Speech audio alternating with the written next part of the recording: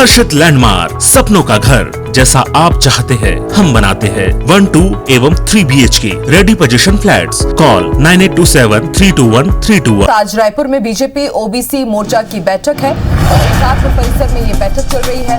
प्रदेश सरकार को घेरने की रणनीति पर चर्चा होगी। 27% आरक्षण और ओबीसी वर्ग से जो वादे किए गए हैं कांग्रेस सरकार की तरफ से, उस पर यह बैठक होगी।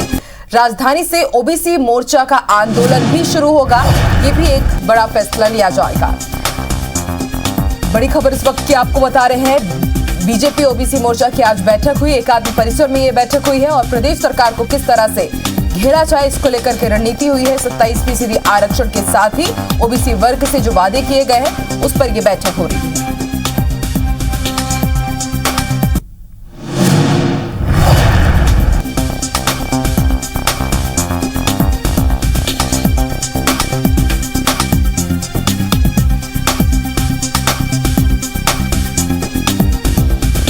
बीजेपी ओबीसी मोर्चा की बैठक एकात्म परिसर में हुई है। कई महत्वपूर्ण फैसले लिए गए हैं। किस तरह से ओबीसी के मुद्दे पर कांग्रेस सरकार को घेरना है, सत्ता पक्ष को घेरना है, उसको लेकर के रणनीति बनी है। कई पदाधिकारी भी इस बैठक में शामिल हुए हैं और ये भी तय किया गया है कि राजधानी रायपुर से ओबीसी मोर्चा का बड़ा आंदोलन शुरू किया जाएगा।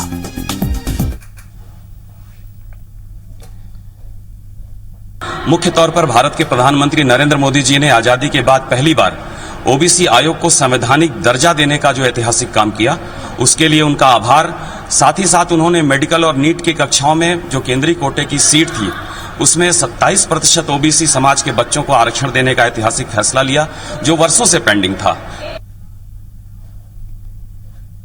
और ज्यादा जानकारी के लिए सीधे रुख करते हैं रायपुर का। बात करेंगे हमारे सहयोगी राजेश मिश्रा जी। राजेश जी, एक बार फिर से बीजेपी ने महत्वपूर्ण बैठक की है और इस बार ओबीसी के वर्ग को लेकर के, उस मुद्दे को लेकर के किस तरह से सरकार को घेरा जाए इसको लेकर के रणनीति बनी है। क्या कुछ महत्वपूर्ण फैसले लिए गए इस बैठक में?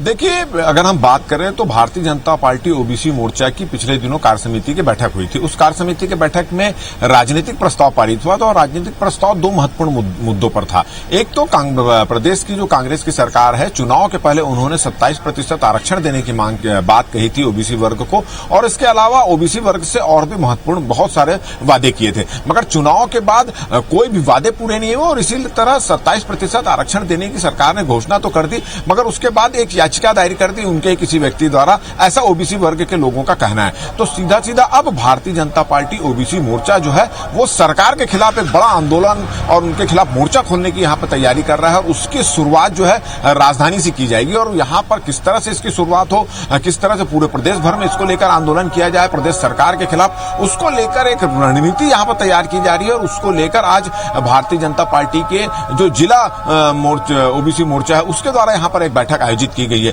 जिसमें सांसद सुनील सोनी मौजूद थे, बृजमोहन अग्रवाल मौजूद है, पूर्व मंत्री, इसके अलावा मोतीलाल साहू मौजूद हैं और ओबीसी वर्ग में जितने जाति समूह के लोग आते हैं उनके तमाम भारतीय जनता पार्टी के जो बड़े नेता हैं वो इस बैठक में मौजूद हैं। और इस बैठक में एक रणनीति तैयार की जा रही है कि किस तरह से प्रदेश सरकार को उनके वादा खिलाफी के खिलाफ और 27% आरक्षण देने का जो प्रदेश सरकार ने वादा किया था जिसको उन्होंने निभाया नहीं है, उसको लेकर किस तरह से घेरा जाए। आज रायपुर में इस तरह की बैठक है। इसके बाद प्रदेश के अन्य जिला मुख्यालयों में भी भारतीय जनता पार्टी की इसी तरह से बैठक होगी और अगले महीने जो है राजधानी से प्रदेश सरकार के खिलाफ ओबीसी वर्ग की मोर्चा के जो लोग हैं वो एक बड़ा आंदोलन शुरू करेंगे, धरना प्रदर्शन आंदोलन करेंगे और उसी तरह का धरना प्रदर्शन आंदोलन प्रदेश के सभी जिला मुख्यालयों में किया जाएगा, फिर मंडल स्तर तक किया जाएगा। तो आज की बैठक में किस तरह से आंदोलन की उनको आगे बढ़ाना है, किन किन लोगों को शामिल करना है और किस तरह से आदिवासी वर्ग के लोगों के साथ प्रदेश सरकार ने एक तरह से छल किया है, उसके बाद जन जन तक पहुंचाना है, इसको लेकर यहाँ पर एक महत्वपूर्ण बैठक आयोजित की जा रही है और उसमें रणनीति भी तैयार की जा रही है। जी राजेश जी, आपसे ये भी समझना चाहेंगे कि जब से बस्तर में एक बड़ा कार्यक्रम किया गया था और वहां पे समझा सकता है कि कई मंत्र दिए गए थे और मिशन 2023 को लेकर के माना जा रहा है कि वो बड़ी बैठक हुई और अब जिस हिसाब से बीजेपी काफी